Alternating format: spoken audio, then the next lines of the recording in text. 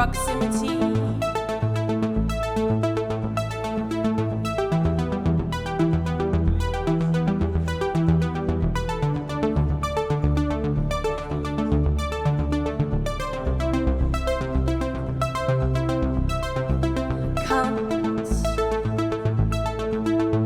Escape from destiny.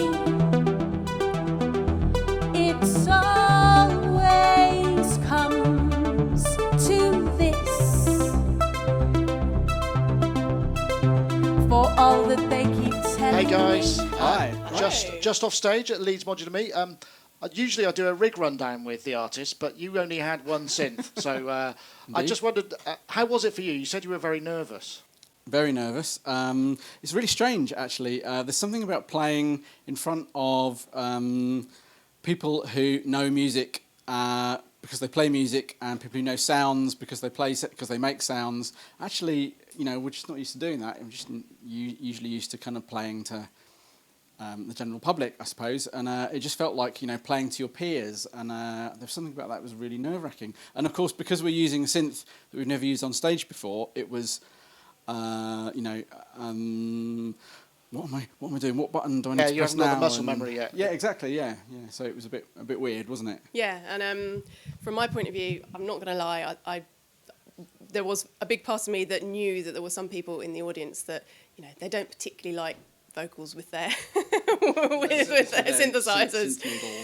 So I kind of felt like I was being judged by some people, and I get really bad stage fright anyway. But when we've got all the huge rack of synths, we can hide behind them basically. Yeah, so today I felt a bit more exposed. So. But no, it was good fun. I am looking forward to some pizza and some beer. So that's the plan. But it was brilliant, and it kind of goes to show that even if you're not completely au fait with it yet, you can get up there and understand kind of the layout and get some really good sounds. Yeah, because you were doubling up there, weren't you? So in the last song, Martin was doing the arpeggiators, and you were kind of tinkering with the envelopes and the oscillators, I think. Yeah. Yes, indeed. Yeah, that was hilarious because we were supposed to. We'd got an agreement of kind of what we were going to do. We just literally planned it out sort of like half an hour beforehand. And we forgot to kind of restore some levels. It required having some of the faders set to a particular point so there wasn't too much a really of a jump. kind of big jump in the sound, and we forgot to do it. You can set the faders to pickup mode. Yeah, but we hadn't. So it was just a case of it's all right because I'm sure it'll be fine. Set everything to the right level, and then all of a sudden, actually, they're completely different because I did something else in that last song that I hadn't planned. And Mike was like, "Do the faders," and I was like, "I'm just really worried that it's going to make a really horrible glitch in the sound. I'm not sure if I should." He was just do it, just go for it. Almost like playing a real live gig. So the other thing you said in the talking part is that you've been using it on the album. Yeah. I mean, obviously you haven't had this that long. I mean, no. why did you feel it had to be part of that? Was it just? It was literally when you're making music and when you've been making an album and you've kind of some of the songs are probably a couple of years old maybe, and you're sort of it's nice to introduce some freshness into them. But there was something about when we actually started playing it. It was, and I've used this word several times. It was really inspiring and it was really fun. And in the space of maybe a couple of hours of using it for the first time, I came up with sounds that I'd never come up with before, that I've never been able to achieve on all of my other synths. And that's not to say that actually if I sat down and really tried, I couldn't. It's more just the fact that those sounds just happened really quickly and naturally, and that's really inspiring. And so when those sounds happened, and it's like, I really want that to go, I really want to put that on a track. That track needs, the bass sound on that track's not so great, so I'm going to actually use that bass sound instead. And so there was a few tracks where we were just like, this has got something better than what I've already done. Did you use it for some bass sounds then? Yeah. There's a track that we've got on the album which is called "A Stranger to Myself," and it had a bass sound on it from a Waldorf Pulse Plus 3 oscillator, so quite a big sort of ball sort of sound.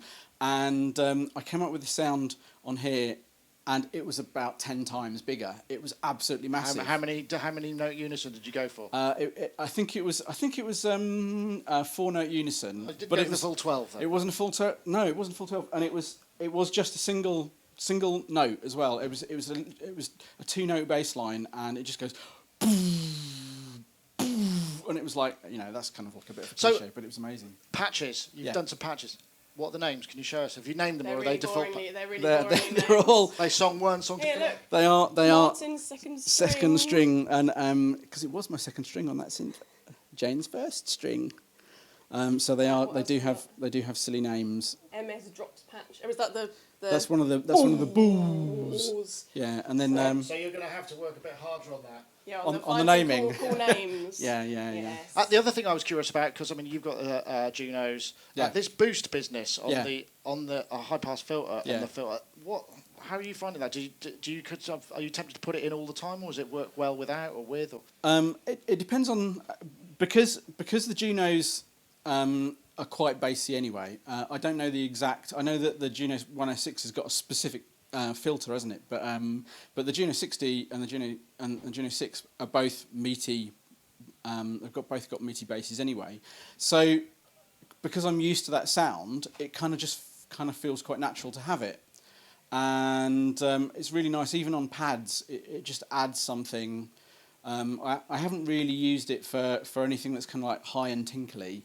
So most of the time it's had the bass boost on it, and it just sounds great. It adds something really kind of old to it. It's sort of vintage, It just feels like a Roland. Well, I shouldn't say that. It feels like a Juno. Excellent. So are you going to be?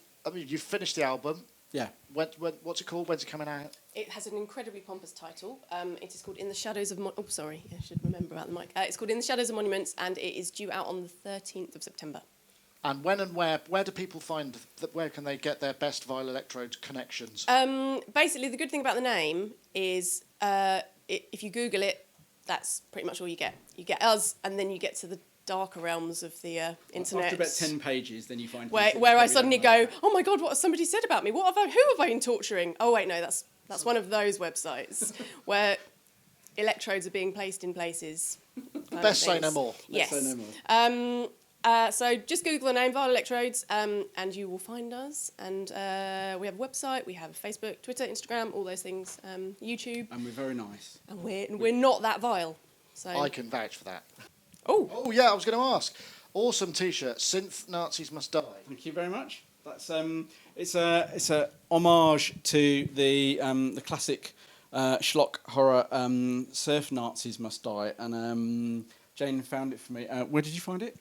Soft Machines on Etsy. I just saw it and I was like, I must buy that for It's Martin. quite interesting. It's very apt, because I know you've been participating in the Gear Sluts, the epic Gear Sluts threads, where, shall we say, opinions can become very polarised. Yeah, I think... extreme, even. Perhaps obviously... Nazi is too strong a word, perhaps. Yes, indeed. And obviously, I don't wish ill on anyone, but I think it was important for me to establish the fact that people need to be open-minded about things, and if they're not, then it's their loss, really. Yeah.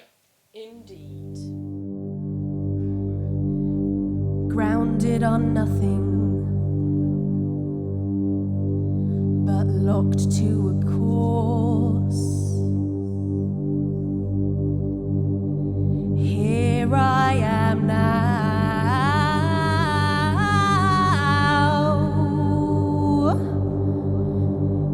in central collapse.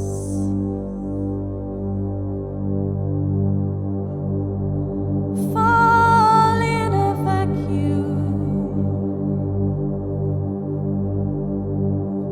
Here velocity ends.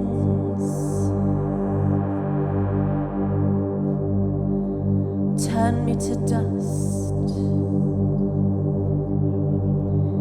I'm dismantled again.